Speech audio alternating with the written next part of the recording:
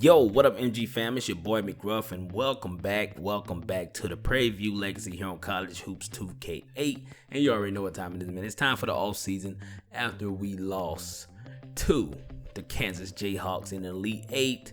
And we're gonna see what else happened in the last couple of rounds of this tournament. So going back to the Elite 8, you guys get to see that Oklahoma took care of Arkansas with ease, beating them by 20. Too easy for them. Then you got Florida taking care of Louisville 103-93, and then the highest scoring game of the Elite 8 was Texas A&M versus USC, where Texas A&M took it to them 121-114. And your Final Four is set. You got the Big 12 with 3 teams in the Final Four. So the Big 12 will have someone representing them in this year's championship. Hopefully Florida can beat Texas A&M so it doesn't be a conference championship game. And Florida took care of those guys 101-97. And Oklahoma beat Kansas 83-81. Whoa, what a close game. Both of those games were close. And now you got the Florida Gators, the 4th seed, going up against Oklahoma, the 5th seed. No 1 seeds, 2 seeds in the championship this year. So the Florida Gators coach, Coach White, could get his 500th win in the national championship game. That is a milestone for him as well as the school, bro. 500 dubs for him, and the school gets a national championship. That'll be huge for him. And after simulating, the game was kind of close, but Florida took care of the Oklahoma Sooners. And this is the first time in this series that the Florida Gators won a championship. And Coach White got his 500th win, holding it down in his 2nd championship.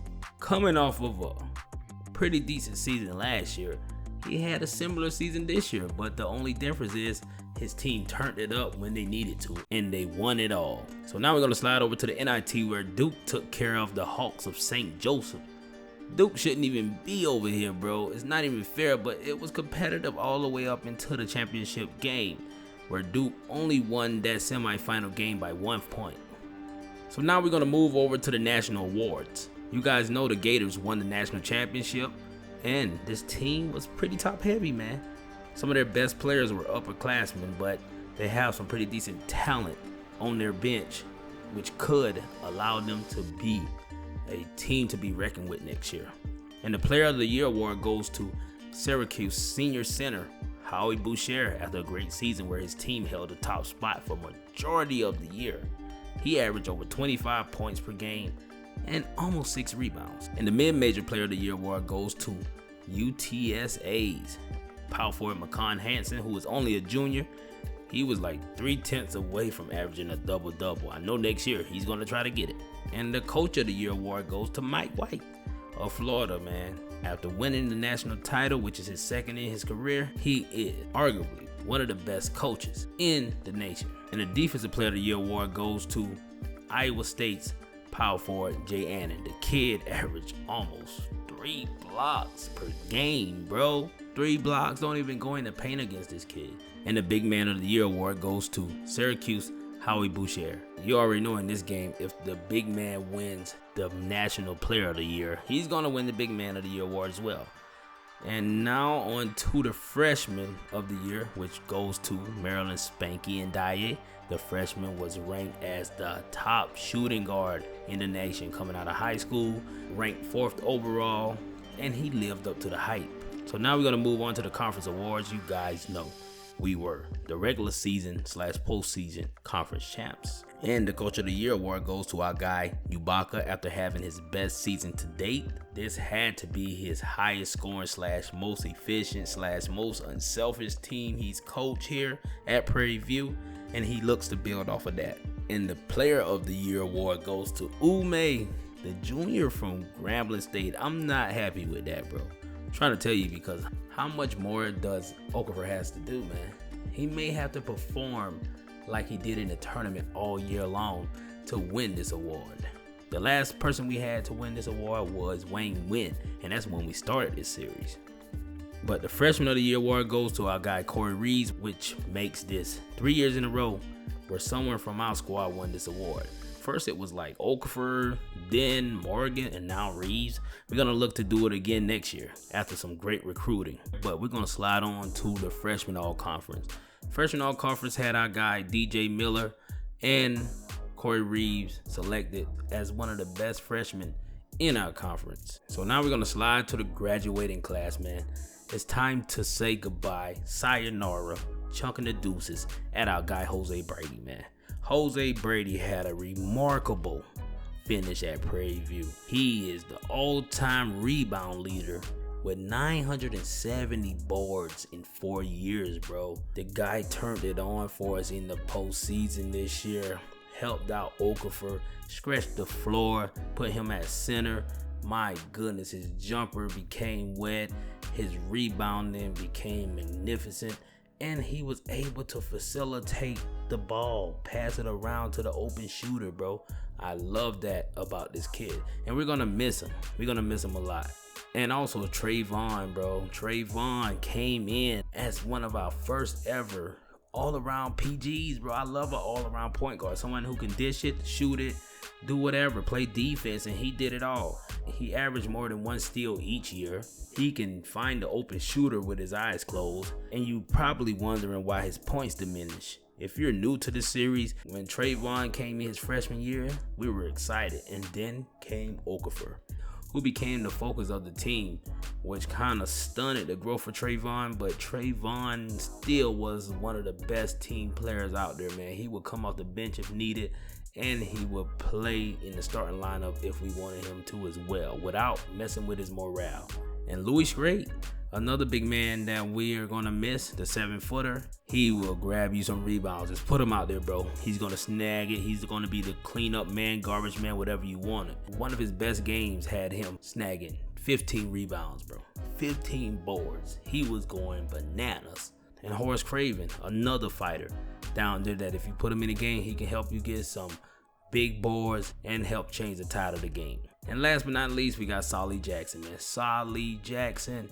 Love this kid, man. A scrapper, a guy that can do a lot of things. He can cause disruption on the defensive end. This guy played with great intangibles. And now we're going to move on to the record for our coach, Corey Ubaka. Corey is 9 years in, y'all. 9 years in. He has 179 wins. And it looks like this year he's gonna get 200, baby. Another milestone. So on to the coaching changes. We ended up seeing Coach Huggins retire, bro. Did he retire because Coach Ubaka eliminated a squad that everyone thought was destined for another championship appearance? Think we ran him off, bro. He couldn't explain losing to a HBCU in the NCAA tournament. But picking up where he left off, you got Richard Pitino Jr., not the father at Louisville. So you got the father at Louisville and you got Junior at West Virginia. These guys are in the same conference, so there's gonna be a nice little father and son rivalry in the Big East. So now we're gonna move on to our conference where Jackson State hired Coach Ballard. Pretty interesting. Coach Ballard comes from Portland. He's a former assistant. And Jackson State just had enough of Coach Brent, man. Coach Brent went 12-17 last year. I thought it was a pretty decent season for the team he had. That roster wasn't that good. And 10-8 in the conference, I guess they doing that thing where your coach finally got you there. Now you want somebody else to take you to the next level with a different way of thinking. And another team that's been having a hard time in our conference, the Alcorn State guys. They end up with a new coach, but this time they got a coach with some experience, man. Coach Ogden, he's an experienced head coach, and he coached over 100 games, man. 2 games on the 500, which tells you he knows what he's doing. So now we're going to slide over to the transfers. Yo, we finally got a transfer again, man. The last time we got a transfer, we got 2 of them. And they changed our program. And this guy right here looks to do the same. His name is Dwayne Temple from Rochester, Minnesota. He's coming to us from Iowa. He was an unranked 3-star recruit coming out of high school. And you already know we got a red shirt this kid. What makes him want to come all the way down to the South, bro? I guess he loves the warm weather, maybe trying something different and getting to play with one of the best coaches in the NCAA. He's the 4th best player to transfer this season, and I'm glad he chose our squad. So now we're gonna move over to recruiting, where we signed 5 players, bro. We ended up signing a 7-footer out of Austin, Texas, in McCoy. He's gonna bring that much needed size to the squad that we need. He has great potential and above average defense and rebounding skills. And here in the offseason, we also signed McCoy, the slim athletic point guard out of Houston. We needed a new point guard to help fill that hole that Trayvon created. And we were able to add some world players as well. We were able to land Mitch Kane from Senegal. He's 6'5", shooting guard, bro. He might sprout up to be like 6'8", 9", or whatever. He's probably the most athletic out of all of our signings. And another long player we got out of Africa, the 6'6" small forward out of Nigeria. I don't even know how to say that name. Ogunoye? Not familiar. But we were able to put together a pretty good recruiting class.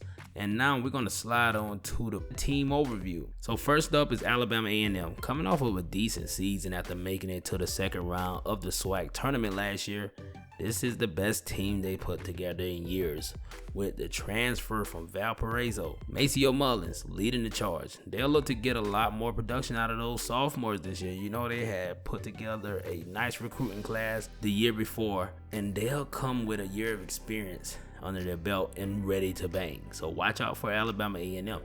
And also another team from Alabama, Alabama State. They're looking to at least get double-digit wins this season, but it doesn't look possible with one of the weakest rosters in our conference. This team is led by their center, Nate Bigby, and his only help is his fellow senior teammate, Will Robinson. I'll be surprised if this team got more than 10 wins. And on to Alcorn State. Arguably the worst team in our conference, they look to improve off of a 3-win season, which shouldn't be hard for Coach Ogden. They signed 2 talented freshmen in Salvador Bay and OJ Sosin, who will have to lead this squad if they want to have a chance at making some noise. Some, I say. Their point guard Tariq North led the conference in assists last year, so they shouldn't have any trouble getting the ball to their open shooters. Alright, so now on to Arkansas Pine Bluff. Pine Bluff saw some improvement last year and will look to build on it, but they remain one of the bottom feeders when it comes to talent. They'll be led by their transfer small forward WB Dalgarn, and he'll need to go crazy this year if they want to have a chance at making the tournament. Well, the conference tournament at that. And then you have Grambling State. The Tigers finished as the 3rd best team in the conference last year, but were knocked out of the conference tournament by Alabama A&M in an upset. That upset game shocked the whole conference, and they had the player of the year on their roster. And he will be returning this year, so Ume is going to try to do it back to back, but I don't think he's going to hold it down like that. But they also have a nice power forward in Derek Helms and a good shooting guard in Swartz. So now let's slide to Mississippi, where we have the Jackson State Jaguars. Jackson State almost pulled the first round upset in the conference tournament last year against Southern, so they'll look to build off that little success they had last year. But their roster isn't that talented this year, but they have a decent front court led by their center, Josiah Burton. So we're going to stay here in Mississippi, and we're going to go see what's going on with the Mississippi Valley State Delta Devils, who've been playing second fiddle to us for the past few seasons. They finished last season losing to us in the conference title game once again. They lost a lot of talent due to graduation, but still have their stud center, TJ Cole, who will play his final season as a Delta Devil. The sophomore point guard, Bobby Pompey, will also return and will look to build off his nice freshman season. This team is scheduled to finish 3rd in the conference this year behind Grambling. So we're going to slide out of Mississippi and go to the Bayou, baby. The Southern Tigers. They've been trying for the last few seasons to get back to the top of the SWAC, but they weren't able to recruit any help for Kamal State when they had one of the best players in the conference on their team. They fell in the second round of the conference tournament last year to us. And with the departure of Kamal State and crappy recruiting, this school is in for some dark days. Their best player is their sophomore power forward, Jazz Sagdazi. Southern may be battling for the 3rd worst spot before it's all over this year. It's crazy, man. This team has so much potential. And last but not least, we're going to move on to Texas, where we're going to cover Texas Southern, who only won 6 games last season, with 5 of them coming in conference play. They finished the season by losing to us in the first round of the conference tournament, but they signed a nice power forward, Francis Reynolds, to pair with Stuart Morrison and Gail Beeler. This could be the third or fourth best team in our conference. So the Texas Southern guys are finally climbing the ranks, and that's always great when the bottom feeders are coming to the top, because that means the conference is improving as a whole. So now let's move on to the Midnight Madness, baby. The Midnight Madness. And you already see we got the lineup set. And it's going to be the newcomers versus the OGs. Or the Young Bucks versus the OGs, however you guys want to say it. Excluding LaForest Cannon, because he got to get some repetitions with the first team. I want to see how he gels. So let's get into this. And I'm ready to see what we got. So let's go ahead and kick off Midnight Madness and see what these young boys can do compared to the vets. So at tip-off, we got Reeves and McCoy, the center. And McCoy won the tip-off.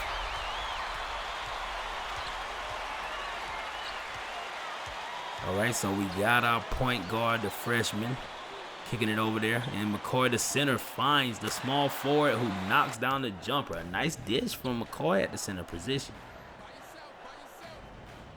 All right, so Okafor is going to pull one, just checking dudes. And he missed that one, but Cannon with a nice rebound. Oh, he got another offensive rebound and a foul this time. So we already can see Cannon is a scrapper down there. We need him. And I love the blonde dreads, yo. He's bringing some character to the Prairie View Panthers. But he missed that first free throw, and the second one is good. Let's go. So the score is now 2-1. Okafor is going to kick that one to Morgan. And Miller going to pull it. Man in his face, he doesn't care. And the OGs took the lead. And Okafor pulls one himself. Not going to work. Nice rebound for Summers. Summers down there banging with the big boys. All right, so Oak kicks that one to DJ.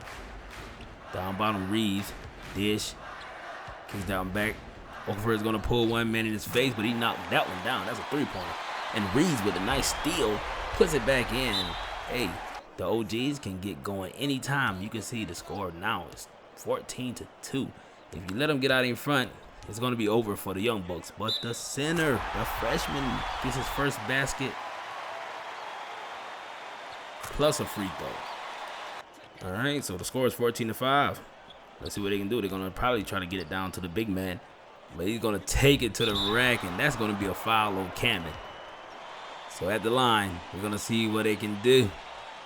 And he knocks down that free throw. And the second one is off. But Temple able to get that rebound back, and his team is within 6. So Morgan is just going to pull a deep one and take the air out of the Young Bucks.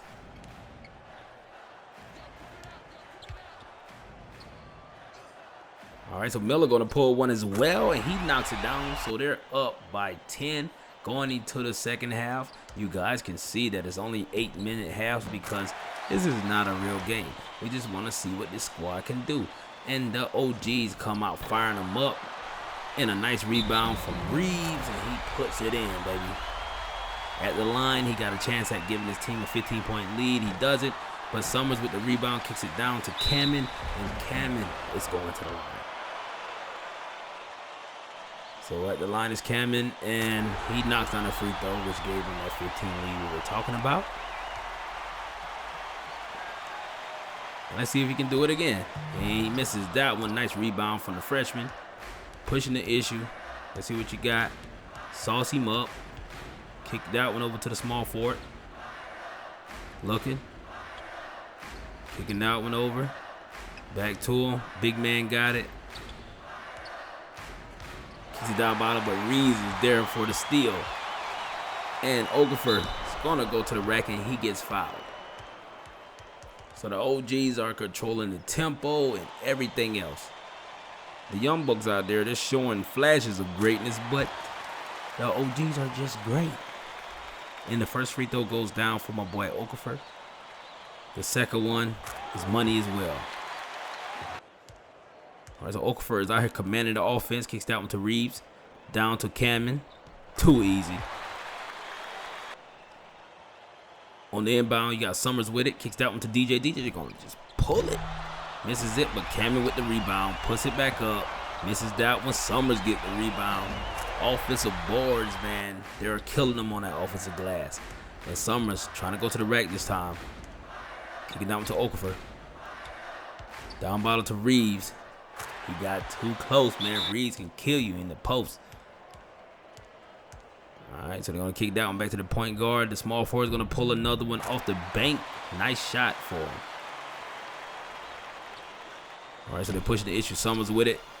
Kicks it back. What are you going to do with it? Picks are set. Reeves got it. Reeves posting up, under.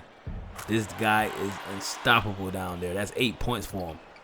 So the score is 35-12, man. This game is way out of reach, but the Young Bucks have not given up. And they're going to pull a jumper with the point guard, and he knocks it down. So they're going to be pressing here. Morgan got it. Can't even double team the guys. And Morgan going to pull one from way deep, and that right there was a dagger. All right, so they're going to kick that one to the point guard once again. Dish it back to him. I love that quick jumper from the freshman, and he got his second basket of the game. And Morgan going to try to pull one himself, but he misses it. But Reeves with the offensive board, and yo, Reeves is unstoppable, bro. He's killing his teammates, and the final score is 44-20. Oh, those Young Bucks just couldn't keep up. They couldn't even knock down a three. They went 0 for 13. The OGs didn't do that much better. They went 4 for 17. But shooting 42% was enough for them. And the Young Bucks shot 24%. And when it came to rebounds, the OGs had 11 more of those. Reeves led the vets with 11 points and 11 rebounds. And he's looking to have a breakout season after winning the Freshman of the Year award last year. Morgan looked great as he knocked down 2 deep balls, and for the Young Bucks, Mick McCoy was the only bright spot. He has the tenacity you want in a young point guard. It makes up for what he lacks in size. And I thought it was a great showing for the OGs. We know they were going to win it, but the Young Bucks didn't back down, baby. They didn't back down. And we're going to need to see these young boys come in and fall in line behind the leadership of Okafor and Morgan and see if we can take this team to the promised land. But I appreciate you guys for watching this video. Hit that like button, the notification bell, and subscribe to the channel, baby. It's your boy McGruff, and I'm out of here. 1.